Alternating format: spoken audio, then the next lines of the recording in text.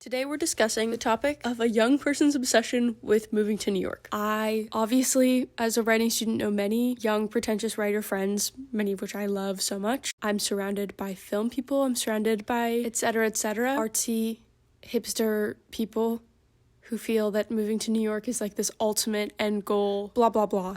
Primarily, I feel that way, but I'm projecting that feeling onto a lot of people I know. But to me, it feels very universal. I think we can call this like the Frances Ha-ification of young people, but it started way before her and whatever. I want to unpack that feeling. Good? Okay.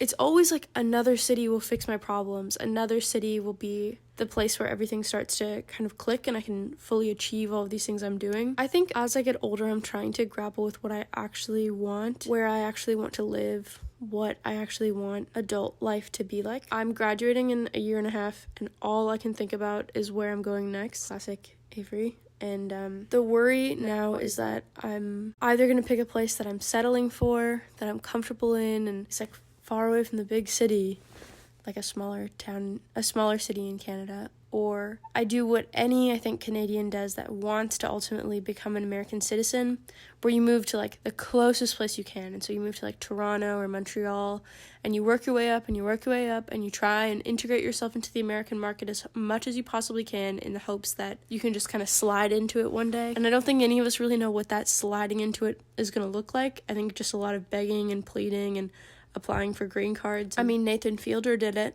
So, do you think it's true that Seth Rogen actually just hid out in America like his character does in Knocked Up? Because I always thought that was true. I think the question, though, is what am I really going to achieve when I get to New York? Do I just want to be there because it feels like that's where the action is, and like that's where the dreams come true, and like that's where, in my mind, it feels like that's where everybody is, and that's where all the connections are. And so by me being all the way over here in like the Pacific Northwest of Canada, like in my mind, I think I'm convincing myself that I'm so far detached from where people build careers that it's totally impossible. And that I might as well just like become a marketing agent for like Aritzia or something, which would be cool. But,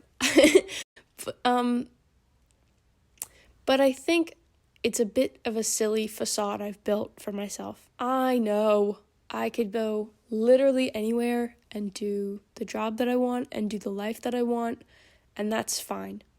I know it is fine. But I think I'm itching for my life to look like a memoir that is interesting enough to write, and it feels like, because nothing that I live will ever be as exciting as watching something in an indie movie and feeling like, also though, as soon as we achieve what we're gunning for, I think like we're out for disappointment. If I one day experience a life that is, I don't want to be like Frances Ha. Sorry to Frances Ha, but I don't want your life. I would much rather have mine. But let's use her as an example. Say I wake up and I get to be like let's do like Julia Fox, like present day Julia Fox.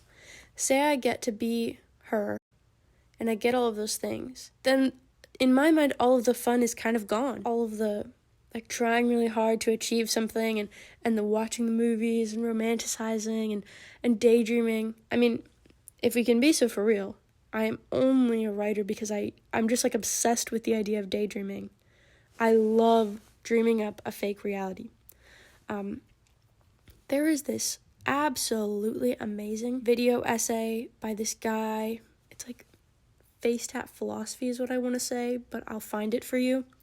If you're watching on video, I'll put it right there in front of my face. And he deconstructs the idea of fame and talks about why we are motivated toward fame. And then I also hear all the time that people say, you know that you've succeeded as a parent if your child doesn't want for fame. But it sounds like a lot of fun, doesn't it? And I feel no surprise with myself that I know I'm craving external validation by feeling like I need to be not only able to sustain myself with writing, but able to do so much with writing that I can soak up all of the external validation a person can possibly get to fill like a void and whatever. And so I think New York, possibly like it is for a lot of young artists, but for myself, definitely, it feels like I'm filling a void and I'm like finally fulfilling the prophecy or the fantasy that I've been building in my head since I was little.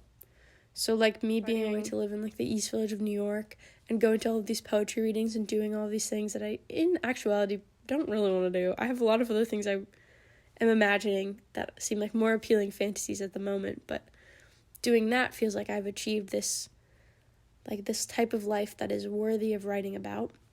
And I think at the end of the day, to achieve a life that's worthy of memoir. And in reality, I don't really think I do anything that you need to read about.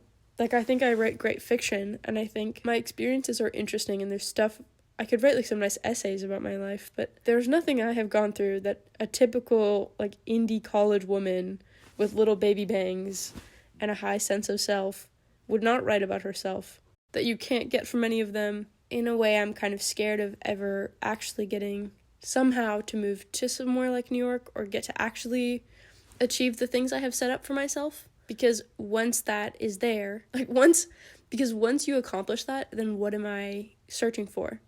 Like, what becomes my purpose? But I'm supposed to just, like, sit around then in, like, a big house?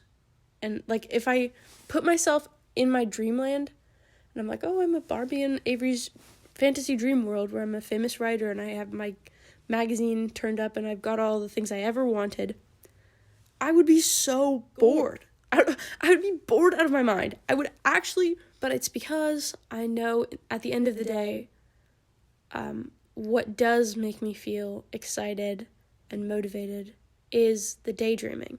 And that's, I think, why the writing is ultimately what makes me feel fulfilled, because that's the ultimate form of daydreaming. There's no constraints. It doesn't have anything to do with me. I can daydream about whatever fantasies I want, whatever lives I want, and I can package that into fiction or creative nonfiction, and the sense of publishing can be the release that I receive. I think that release is actually more appealing to me than achieving the, like, fantasy life of fame and success and all of this stuff that I've been bred to want since I was, like, a little kid, and I would, like, compete in singing, and I would do all these crazy things to try and, like, get famous. My mom and I would watch, like, Dance Moms together all the time. I'm watching Abby's Ultimate Dance Competition right now religiously. I'm 2 seasons in, and I can't stop. I'm pirating it off of some website, and they keep showing me the same Arterix ad, like, over and over and over again. But I was, like, obsessed with watching media that portrayed child stars and portrayed, I think I felt like fame was gonna solve me in some way, and now that I'm an adult and most of the fame I had dreamed about is pretty unfeasible, like, I'm never gonna get the stuff that I was dreaming about, but there's, unfortunately, I'm not gonna be Hannah Montana, but I do have it's totally possible, though, for me to work really hard at my art and then gain notoriety off of my art, and maybe that's good, but I think I'll always be, I don't know what I'm saying. I just don't think I want any of that.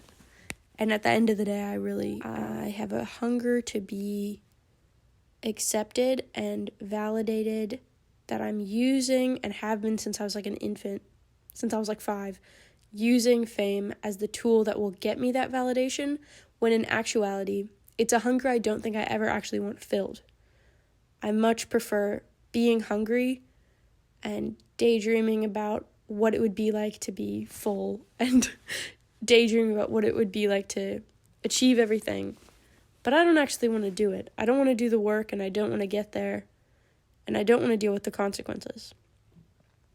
So my synopsis is that New York is, in my mind, a fantasy land where I somehow turn into Eileen Miles or Patti Smith, when in actuality, I don't want to admit it to myself either, I am nothing like those people.